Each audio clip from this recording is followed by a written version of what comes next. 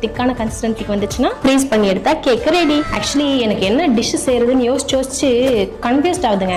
Next என்ன செய்யலான்ட்டு நீங்களே கமெண்ட்ல சொல்லுங்க, உங்களுக்கு பிடிச்ச மாதிரி நான் அதை ட்ரை பண்ணி பார்க்குறேன். ஓகே, இப்போ அவ்வளோதான், இது கரெக்டாக செட் ஆயிடுச்சு. இப்போ இதை கம்ப்ளீட்டாக கொஞ்ச நேரம் கூல் டவுன் விட்டுட்டு இந்த பவுலில் போட்டு ஃப்ரீஸ் பண்ணிட வேண்டியதான். இதை நீங்கள் ஃபில்டர் பண்ணாமல் அப்படியே கூட ஆட் பண்ணிக்கலாம். பட் நான் கொஞ்சம் நல்லா நீட்டாக வரணுன்றதுக்காக ஃபில்டர் பண்ணி ஆட் பண்ணிக்கிறேன். இப்போ இதை நம்ம ஃப்ரீஸ் பண்ணி ஒரு 3 to 4 hours கழிச்சு வந்து பார்க்கலாம். கேக் ரெடி ஆகிடும்.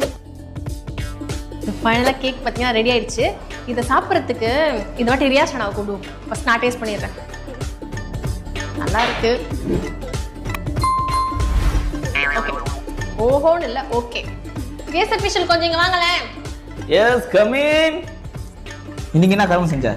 சாப்பிட்டு பார்த்து சொல்லுங்க. ஐஸ்கிரீம் கேக்கா? ஆமாம். நல்லா இருக்கு. சாக்லேட் கேக் வந்து சக்ஸஸ் ஆயிடுச்சு. இதே மாதிரி வேற ஒரு வீடியோவில் பார்க்குறேன்.